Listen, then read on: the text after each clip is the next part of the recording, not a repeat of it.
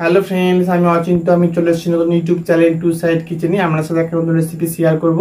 সেটা হচ্ছে এখন যে সিজন হচ্ছে কাঁচা আম পাওয়া যায়। তো আমি সেটা কাঁচা আমের আচার বানিয়ে দেখাবো।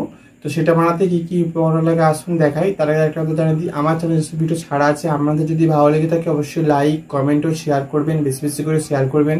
আর যদি আমার চ্যানেলে আপনি নতুন হয়ে থাকেন তাহলে প্লিজ সাবস্ক্রাইব করে নিচে বেল নোটিফিকেশনটা অল করে দেবেন, যাতে আমার ভিডিও আপনাদের কাছে আগে পৌঁছে যায়।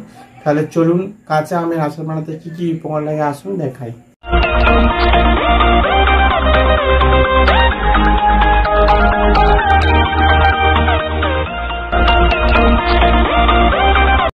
আমি কাঁচা আমের আচার বানিয়ে দেখাবো। এটা আমি চিনি দিয়ে বানিয়ে দেখাবো, আপনারা গুড় দিয়েও বানাতে পারেন। তো সেটা বানাতে কি কি উপকরণ লাগে আসুন দেখাই। তার একটা কথা বলে দিই, এই ভিডিওটা প্রথম থেকে শেষ অবধি দেখার অনুরোধ রইল। তার জন্য রেসিপিটাতে কি কি উপকরণ লাগে আসুন তাহলে দেখিয়ে দিই। এখানে আমি 5-6টা আম কেটে ভালো করে আমি খোলা ছাড়িয়েছি, হালকা বেশি খোলা এবং ভালো করে ধুয়ে লম্বা লম্বা করে কেটে ভালো করে ধুয়ে আমি নুন মাখিয়ে রেখেছিলাম আধ ঘন্টার মতো। একটু শুকনো করেও নিয়েছি। এখানে পরিমাণ মতো চিনি নিয়েছি। এখানে আমি সর্ষের তেল নিয়েছি অল্প সামান্য, লবণ নিয়েছি অল্প সামান্য, 5 ফোড়ন নিয়েছি। আর এখানে আমি ধনে, জিরে আর শুকনো লঙ্কা গুঁড়ো করা একটা মশলা করে নিয়েছি বাড়িতে, সেটা আমি একটু অল্প সামান্য নিয়েছি। তার জন্য রেসিপিটা শুরু করি। গ্যাসটা যদি কড়াটা বসিয়ে দিয়েছি, কড়াটা গরম হয়ে গেছে। এর মধ্যে সামান্য সর্ষের তেল দিয়ে দেবো, 5 ফোড়নটা দিয়ে দেবো। ভালো করে নেড়ে চেড়ে একটু ভেজে নেব। এবার আমগুলো একটু ভেজে নেব,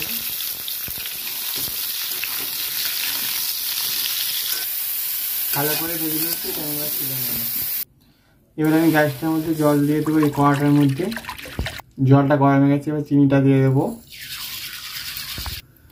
চিনিটা গুলে গেছে, আমি এটা ফুটিয়ে একটু ভালো করে রসটা ফুটে গেছে, আমার চিট এসে গেছে। এবার আমি আমগুলো দিয়ে ভেজে রেখেছিলাম দিয়ে দেবো। আমগুলো ভালো করে নেড়ে চেড়ে আমি একটু ভালো করে আমগুলো সাথে যাতে আমি চিনির রসটা ভালো করে যেন ঢোকে, সেই জন্য আমি একটুখানি হালকা চাপা দিয়ে এটা আমি নেড়ে নেবো জলটা।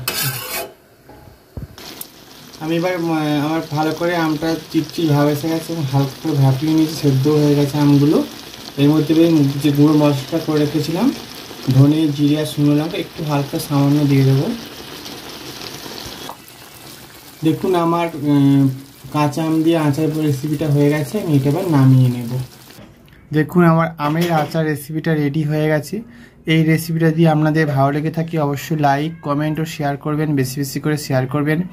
আর প্লিজ সাবস্ক্রাইব করে আমাদের পাশে থাকবেন। চলুন তাহলে দেখা হচ্ছে নেক্সট ভিডিওতে। এরকম নিত্য নতুন ভিডিও পাওয়ার জন্য অবশ্যই আমাদের চ্যানেলটাকে সাবস্ক্রাইব করবেন এবং আমাদের পাশে থাকবেন। তা চলুন দেখা হচ্ছে নেক্সট ভিডিওতে।